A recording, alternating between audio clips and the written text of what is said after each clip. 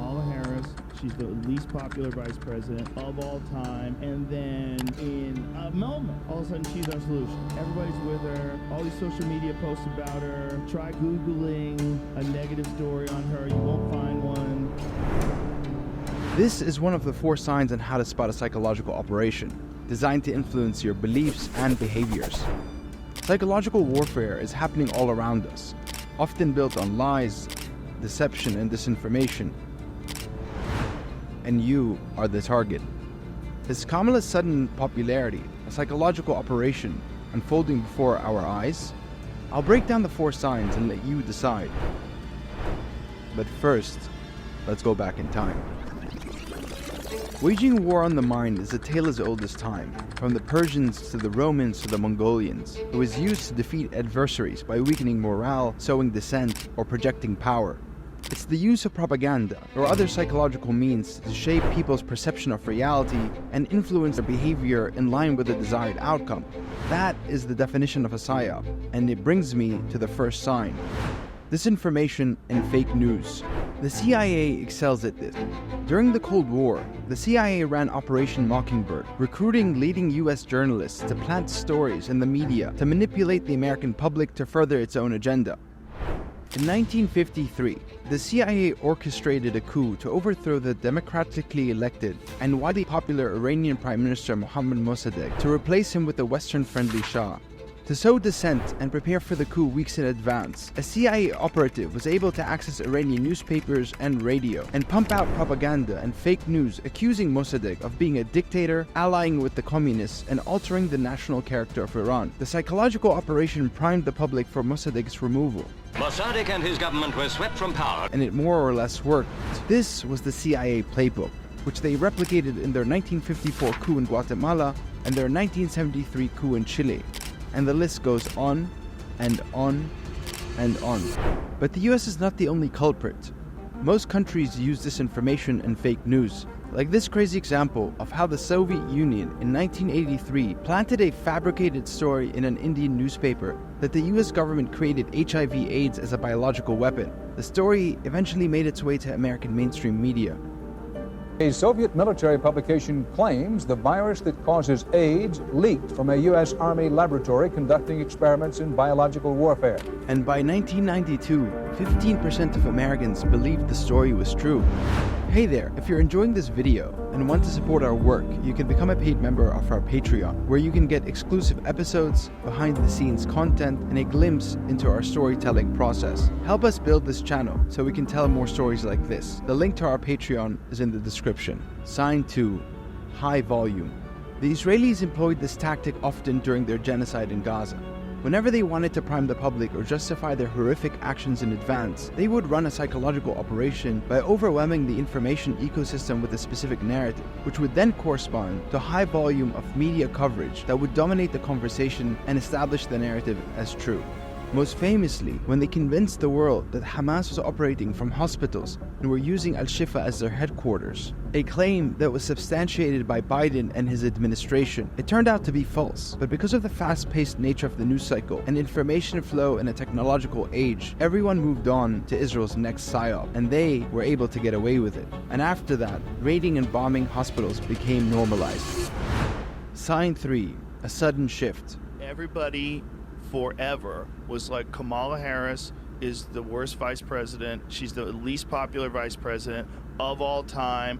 And then in a moment in time, all of a sudden she's our solution. She's our hero. Everybody's with her. All these social media posts about her. Try Googling a negative story on her. You won't find her. I don't normally agree with Joe Rogan, but let's explore his claim. A telltale sign of a psyop is when there's a sudden shift in public opinion around an issue in a short period of time. And I believe that is currently happening in front of our eyes. After months of speculation of whether Biden will withdraw from the presidential race and debates about who could replace him, the Democratic Party went with Kamala Harris. The narrative around Harris was that she was an absentee vice president, unlikable, a cop, and that she failed to even get past Iowa in the past presidential election. She's a historically unpopular VP. Where once she was always in the frame during Joe Biden's major addresses, she has been notably absent from the president's side of late. Her diminished public presence has even prompted one US columnist to nickname her the incredible disappearing vice president. The reason is that Harris historically has been unpopular. She's closely tied to every policy that people already didn't like about Biden, and then she also brings a lot of her own baggage to this campaign. To her record as her involvement in the criminal justice system in California, because obviously when she tried to run for president in 2020, she attempted to shed that skin because the national moment was very much about George Floyd and reckoning with police violence, and she tried to pretend she'd always been this deeply progressive person, progressive prosecutor. And I think in your reporting, you've shown how that just was totally not true. Her polling numbers against Trump were poor, and she was not the front-runner to replace Biden by any means. But once chosen, it seemed that narrative disappeared overnight. Her popularity skyrocketed. She dominated TikTok. And the newly established narrative was that the upcoming election was a showdown between a former prosecutor and a convicted felon. The speed in which this all happened should give people pause and ask, why in a democracy am I not allowed to choose who represents me? Who chose Kamala? And why is the entire information ecosystem now telling me to like her? I'll let you answer those questions on your own. I'll leave mine to another video. Sign 4. Bots. Social media, AI, and new technologies have widened the reach and impact of PSYOPs, like this surreal clandestine operation by the US military at the height of the coronavirus pandemic that most likely cost people their lives. The U.S. military reportedly launched a secret anti-COVID vaccine campaign in the Philippines in an effort to combat China's growing influence in the country. So the U.S. unleashed an anti-vax social media bot campaign in the Philippines, discrediting the Chinese vaccine. The campaign spread everywhere, and even though it's hard to assess the impact, the Philippines had the worst vaccine inoculation rates in Southeast Asia. That PSYOP then expanded to the Middle East and Central Asia, targeting Muslims by claiming that the Chinese vaccine had pork gelatin and therefore forbidden to use. The PSYOP started under the Trump administration but continued under Biden and was deliberately pushing anti-vax disinformation that probably cost people their lives. But it didn't matter to them. They were in a psychological war against China.